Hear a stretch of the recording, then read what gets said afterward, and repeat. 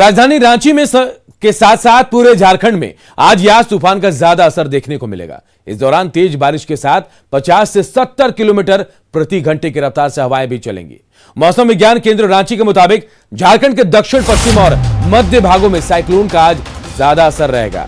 रांची के साथ साथ सिंहभूम के कई जिलों में भारी बारिश और तेज हवा की चेतावनी भी दी गई। बुधवार की सुबह से गुरुवार की सुबह 5:30 बजे तक राजधानी रांची में सबसे ज्यादा 110 मिलीमीटर, जमशेदपुर में 102 मिलीमीटर, डाल्टनगंज में 45 मिलीमीटर बारिश हुई। मौसम विभाग के मुताबिक साइक्लोन ने बुधवार देर रात झारखंड में दस्तक दे दी है, जिससे पश्चिम बंगाल से सटे संथाल के सीमावर्ती जिलों में तेज बारिश हो रही है।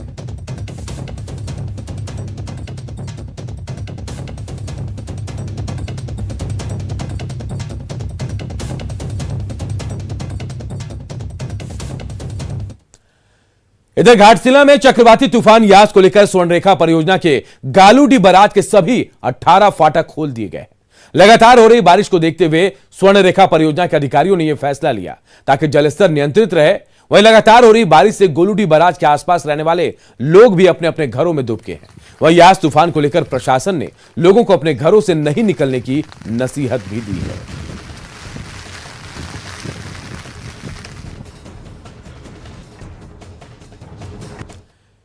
और बात बोकारो की, जहां यास चक्रवात तूफान का असर कल रात से ही देखने को मिल रहा है। आसमान में काले घनघोर बादल छाए हुए हैं और हल्की बारिश और हवा भी चल रही है।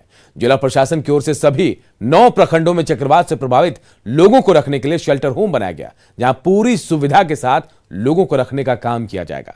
वहीं सभी अधिकारियों को अलर्ट मोड में रखा गया ताकि किसी भी अनहोनी से तुरंत निपटा जा सके। तूफान को देखते हुए ओएनजीसी के सभी प्रोजेक्ट को बंद कर दिया गया है। अधिक जानकारी दे रहे हमारे सहयोगी मृत्युंजय कुमार। में यस चक्रवात का असर दिखने लगा है। आप देख सकते हैं कि किस प्रकार से अब हवा और धीरे धीरे बारिश रुक रुक कर हो रही है। कल रात से ही यहाँ धीरे रात भर बारिश हुई और अभी भी हवा चल रही है। आपको तस्वीरों में दिखाना चाहते हैं कि किस प्रकार से जो हवा है वो चल रही है। आप देख सकते होंगे कि पेड़ पौधों में अब हवा की थोड़ी थोड़ी जो तेजी है वो बढ़ रही है और जिस प्रकार से रुक रुक कर बारिश हो रही है। कल रात में भी बारिश हुई और अभी भी बारिश हो रही है। लोग घर से बाहर नहीं आ रहे हैं। लोग जो बाहर आ रहे हैं वो कम से कम पूरी सुरक्षा के साथ वह छाता बरसाती के साथ निकल रहे हैं। और हम कह सकते हैं कि बोकारो जिला चूंकि अलर्ट मोड में है, ऐसे में जिला प्रशासन के द्वारा पूरी तरह से व्यवस्था की गई है। कई शेल्टर होम हर एक प्रखंडों में बनाए गए हैं ताकि जो लोग इस चक्रवात से बेघर हो उनको तुरंत शेल्टर होम में लाकर उनको सभी सुविधाएं दी जा सकी। साथ ही आपको बता दें कि बोकारो में जो भी ओएनजीसी के प्रोजेक्ट चल रहे थे उसको फिलहाल बंद कर दिया गया है, क्योंकि मजदूरों की सुरक्षा सबसे बड़ी सुरक्षा मानी जा रही है। ऐसे में हम कह सकते हैं कि चक्रवात का असर बोकारो में आज कम से कम जरूर दिखेगा, क्योंकि जिस प्रकार से अलर्ट है। ऐसे में हम कह सकते हैं कि इसका असर जैसे जैसे धीरे होगा वैसे वैसे बोकारो के लोगों को राहत मिलेगी। लेकिन जिस प्रकार से बारिश हुई है, सड़कों पर लोग कम निकल रहे हैं और पूरी सुरक्षा के साथ निकल रहे हैं। मृत्युंजय कुमार, न्यूज 18 बोकारो। इधर जमशेदपुर में भी आज सुबह से चक्रवाती तूफान यास का असर दिख रहा है। बारिश फिर से शुरू हो गई है। रात में तेज बारिश और हवा थम गई थी, लेकिन सुबह से ही फिर हवा के साथ बारिश शुरू हो गई। वहीं कई इलाकों में पावर कट से परेशानी बढ़ गई है।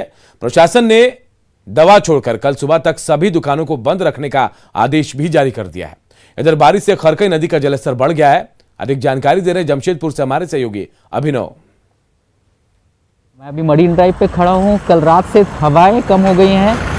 कल रात से बारिश की रफ्तार भी कम हुई है, लेकिन नदी की जल स्तर की बात करें तो वो बहुत ही ऊपर हो गई। आप देख सकते हैं ये खरखाई नदी है, जल स्तर कितना ऊपर हो गया है।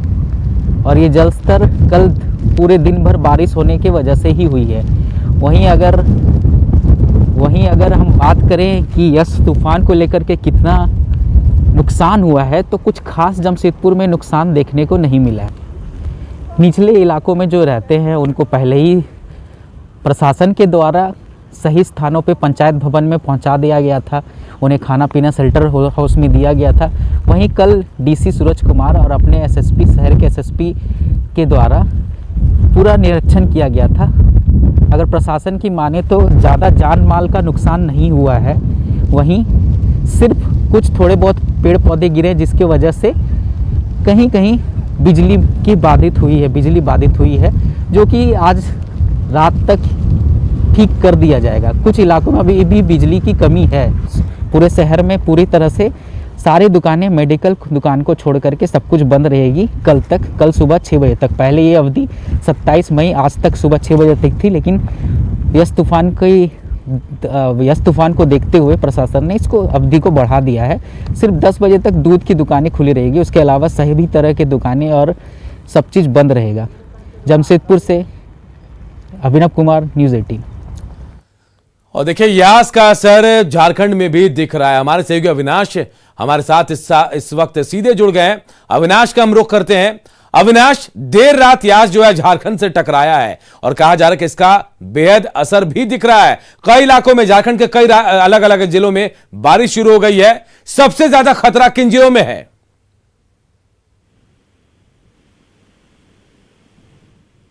यास तूफान का असर आज झारखंड में सबसे ज्यादा देखने को मिलेगा और मौसम विभाग के द्वारा जो जानकारी दी गई है, अगर हम सिंहभूम के इलाके की बात करें, पूरे सिंहभूम के इलाके में इसका असर रहेगा। इसकी वजह यह है कि उड़ीसा से सटे हुए ये जिले हैं, सिमडेगा की बात कर लें, गुमला की बात कर लें, खूंटी की बात कर लें, या फिर हम राजधानी रांची पूरे जिले की भी बात कर लें, तो यहाँ आज असर दिखने वाला है। दूसरी जो अभी जो जानकारी मौसम विभाग के द्वारा दी गई है, उसमें संथाल परगना को येलो जोन में अलर्ट के रूप में घोषित किया गया है। मतलब अब जो संथाल के जो इलाके हैं, दुमका से लेकर साहिबगंज की बात कर लें, जामताड़ा की बात कर लें, ये जो पूरा इलाका है, देवघर की बात कर लें, गोड्डा की बात कर लें, ये तमाम जिलों में आज बारिश होगी। इस वक्त जहां मैं खड़ा हूं अनूप, सबसे पहले तस्वीरों के माध्यम से दिखाना चाहेंगे कि आप देखिए कि जो बारिश हो रही है, जो हवा तेजी के साथ जो जानकारी दी गई है, आज जो असर रहेगा 50 से 70 किलोमीटर प्रति आवर के हिसाब से ये जानकारी दी गई है कि हवा तेज गति से उसका बहेगी। तो ये जो जानकारी आ रही है और उसके मुताबिक अब जो नज़ारा देखने को मिल रहा है, इस आप नज़ारे से समझ सकते हैं कि किस तरह से बारिश हुई है। पिछले कुछ घंटों की बात करें या कल शाम से ही जिस तरह से लगातार बारिश हो रही है रांची के इलाकों में, जो मिट्टी में के घरों में रहने वाले लोग हैं, जो कच्चे मकानों में रहने वाले लोग हैं, उनके लिए सबसे ज़्यादा परेशानी है अनूप, क्योंकि जैसे जैसे ये धीमी गति से जो बारिश होगी, जो मिट्टी के मकान हैं उस पर इसका असर पड़ेगा। आज ही जो जानकारी मिली, जगन्नाथपुर का जो इलाका है रांची का, वहाँ एक घर की दीवार गिरने से 2 लोगों की मौत हुई है, उसमें एक पिता और एक छोटा सा बच्चा भी शामिल है। तो आप समझ सकते हैं कि ऐसे मकानों में जो लोग इस वक्त रह रहे हैं, उनके लिए कितना ज़्यादा खतरा बना हुआ है। और जो मौसम विभाग के द्वारा जो जानकारी दी जा रही है अनूप, उसके मुताबिक भी हम कहें कि अगले कुछ घंटे तक या कल शाम तक ये स्थिति बनी रहेगी। तो अब आप समझ सकते हैं कि किस तरह से बिल्कुल अविनाश, मुसीबत बड़ी है। झारखंड की भी हम समझ सकते हैं। आप जो तस्वीरें दिखा रहे हैं, खेत की तस्वीरें, लेकिन ऐसा लग रहा है जैसे तालाब बन गया। पठारी इलाका है, जो भौगोलिक स्थिति हमारे प्रदेश की, और पानी धीरे धीरे निकलता है, लेकिन परेशानी अब भी बरकरार है। अविनाश, वज्रपात की भी चेतावनी दी गई है और वज्रपात झारखंड में सबसे ज्यादा आता है। क्या जानकारी वज्रपात को लेकर है? नहीं, आपने सही कहा। और वज्रपात को लेकर राजधानी रांची के ही पिठोरिया इलाके की बात करें तो पूरे देश भर में पिठोरिया को जाना जाता है, सबसे ज़्यादा वहाँ थंडरिंग होती है।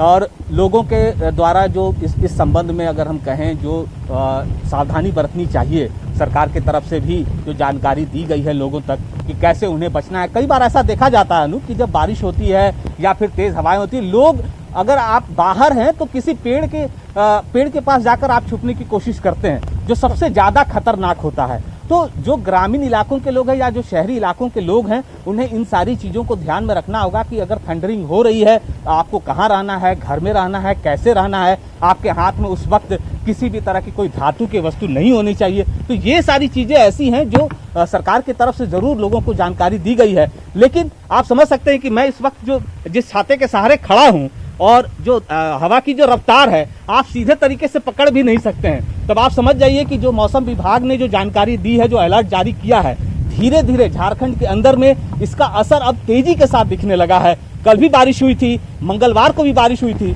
लेकिन आज गुरुवार है और गुरुवार को ही कहा गया है कि झारखंड में इसका सबसे ज्यादा असर दिखेगा, जो अब दिखने भी लगा है, चाहे वो बारिश की बात कर लें या तेज हवाओं की बात कर लें। बिल्कुल अविनाश, तो अगले 3 से 4 घंटे झारखंड के लिए भारी पड़ सकते हैं। बारिश के साथ साथ वज्रपात की भी चेतावनी दी गई है। बहुत बहुत शुक्रिया अविनाश, हम आगे भी आपसे अपडेट लेते रहेंगे। और चलिए बढ़ते हैं आगे और बात एक बड़ी खबर की करते हैं जो इस वक्त रांची से आ रही है। रांची के जगन्नाथपुर से यह खबर आई जहां पर यास तूफान ने कहर बरपाया है। तेज हवा के साथ हुई बारिश से एक घर की दीवार गिर गई और इस घटना में 2 लोगों की मौत हो गई है। मृतकों में एक बच्चा भी शामिल है। यास तूफान के कारण रांची समेत कई जिलों में तेज हवा के साथ बारिश हो रही है। कई जगहों पर पेड़ भी गिर गए हैं। तो बड़ी खबर देखिए रांची से, जहां जगन्नाथपुर इलाके में एक घर की दीवार गिर गई है भारी बारिश की वजह से और इसकी चपेट में आने से 2 लोगों की मौत हुई है। मरने वालों में एक बच्चा भी शामिल है। पूरे इलाके में कहा जा रहा है कई जगहों में पेड़ भी गिरे हैं और बारिश की वजह से परेशानी भी लोगों को हो रही है।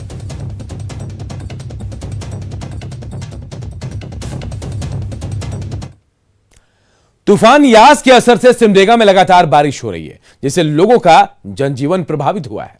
बारिश की वजह से बाजार टांड में खपरेल कच्चा मकान गिर गया जिसके 4 सदस्यों को शेल्टर होम में रखा गया जहां उन्हें खाने पीने के साथ साथ तमाम सुविधाएं दी जा रही हैं। वहीं सदर अस्पताल के पास भी दीवार गिरने से एक घर को नुकसान पहुंचा था। प्रशासन की ओर से सभी पीड़ितों को सहायता पहुंचा दी गई है।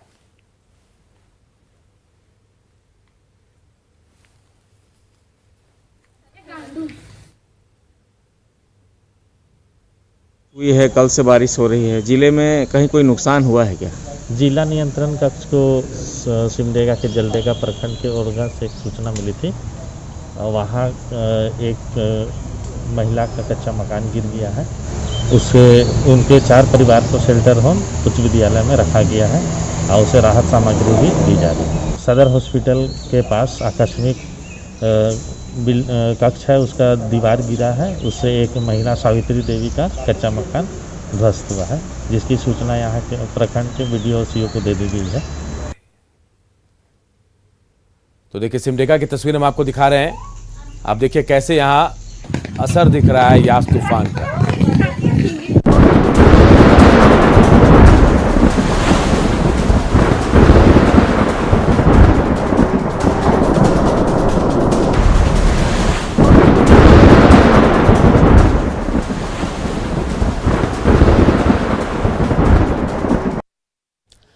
देश में कोरोना केसेस काफी बढ़े और ऐसे में मास्क सबसे बड़ा हथियार है। हम आपसे बार बार अपील भी करते रहे कि आप मास्क पहनिए और इसको लेकर न्यूज 18 ने एक मुहिम भी शुरू की, मास्क पहनो इंडिया। आप खुद से प्रण लीजिए कि जब तक यह महामारी है आप मास्क नहीं उतारेंगे। मास्क ठीक से पहनिए, मास्क है मजाक नहीं। एक ब्रेक के लिए रुकते हैं, जल्द लौटेंगे। देश में हर तरफ कोरोना का कहर बरपा हुआ है। हर रोज हजारों लोगों की जान जा रही है। लाखों लोग अस्पतालों में बेड पर दर्द से करा रहे हैं। महासंकट के इस काल में सबकी जुबान पर एक ही आवाज है कि अगर वैक्सीन मिल जाती तो मौत से मुकाबला किया जा सकता था, क्योंकि कोरोना महामारी को रोकने के लिए वैक्सीन ही रामबाण है।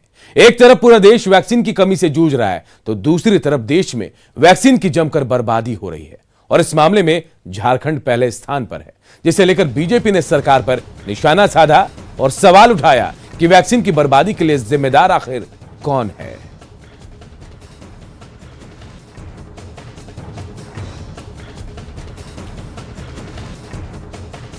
देखिए वैक्सीन की बर्बादी पर सरकार ने अपना पक्ष भी रखा है और वैक्सीन की बर्बादी को कम से कम करने पर फोकस रखा है। यह कहा है सरकार ने राज्य का वैक्सीनेशन डाटा अपडेट नहीं हो पाया है। इस सरकार का अपना पक्ष है। जब आरोप लगे तकनीकी समस्या के चलते डेटा जो है वो अपडेट नहीं हो पाया। सभी जिलों को टीका आपूर्ति 48.63 लाख की गई है। सभी जिलों में उपयोग कुल टीका 42.07 लाख। सभी जिलों में कुल टीका कवरेज जो है 40.12 लाख और टीके की बर्बादी 6.65%। ये सरकार का पक्ष है और राज्य में उपलब्ध टीका भी, इसकी भी जानकारी दी है। तो देखिए झारखंड में वैक्सीन की सबसे ज्यादा बर्बादी हुई है, ये केंद्र सरकार कह रही है। झारखंड में 37.3% वैक्सीन बर्बाद हुई है, केंद्र सरकार का यह कहना है। छत्तीसगढ़ में 30.2%, तमिलनाडु में 15.5% वैक्सीन बर्बाद हुई। जम्मू कश्मीर में 10% के आसपास और मध्य प्रदेश में भी 10.7% वैक्सीन बर्बाद हुई और वैक्सीन की बर्बादी का राष्ट्रीय औसत 6.3% है और झारखंड में वैक्सीन की सबसे ज्यादा बर्बादी हुई। हालांकि इस पर सरकार ने भी अपना पक्ष रखा है।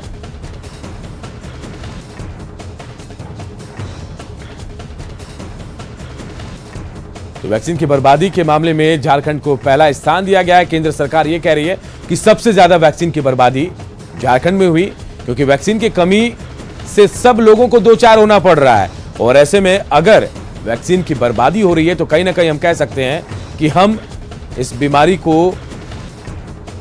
हल्के में ले रहे हैं या फिर इतनी गंभीरता से नहीं ले रहे हैं। हालांकि इसे लेकर झारखंड सरकार ने भी अपना तर्क दिया और कहा कि डेटा अपडेट नहीं है, कुछ तकनीकी खामियां थी जिसकी वजह से ये बात सामने आ रही है। लेकिन झारखंड में सही तरीके से वैक्सीन का इस्तेमाल हो रहा है और वैक्सीन की कम बर्बादी हो, इस पर पूरा फोकस रखा गया है।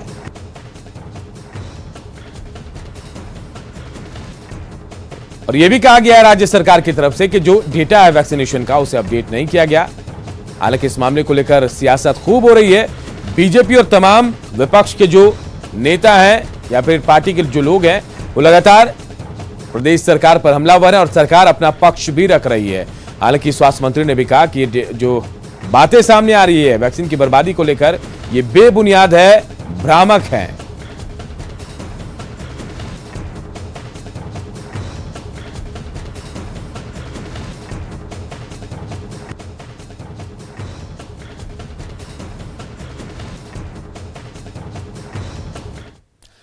झारखंड में कोरोना के संक्रमण कम होने से मिलने वाले दैनिक मामलों में लगातार कमी आ रही है। राज्य में 52 दिनों के बाद एक दिन में 1000 से कम यानी 977 संक्रमित मिले।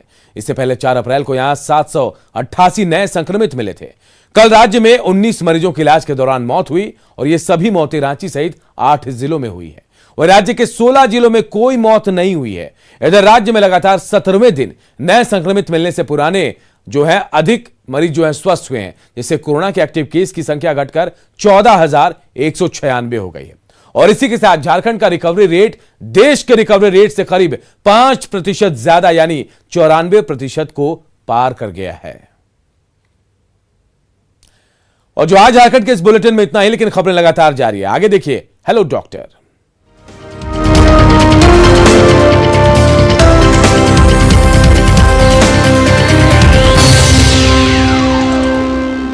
हेडलाइन प्रेजेंटेड बाय आइसन गुरु कूलर। गर्मी शुरू, आ गया गुरु। आइसन घर लाए खुशियां।